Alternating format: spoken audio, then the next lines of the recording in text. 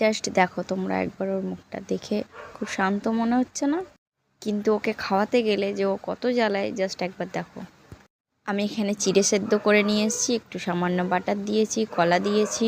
এটাকে এবার ভালোভাবে আমি মাখিয়ে নিয়েছি।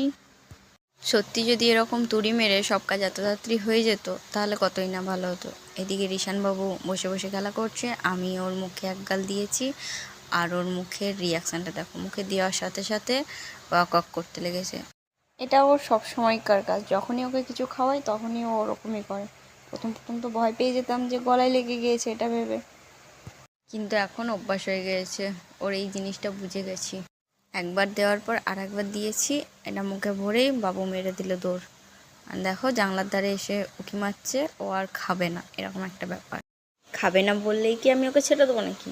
দেখো আস্তে আস্তে ঠিকই পুরোটা আমি ওকে খাইয়ে দিয়েছি। খাবারটা পুরোটা কমপ্লিট হয়ে গিয়েছে খাওয়া। খাবার শেষ হয়ে যাওয়ার পর এবার মুখ ধোয়ার জন্য ডেকে নিয়েছি, ও চলে এসছে। আর এখানে মুখ ধুয়ে নিয়ে এসছি। আর তোমরা দেখতে পাচ্ছ প্যান্ট পরে নেই, কারণ খাবার খেতে খেতে ইস্যু করেছিল বলে আমি প্যান্টটা চেঞ্জ করে দিয়েছি। তো আজকে এই পর্যন্ত, টাটা বাই বাই।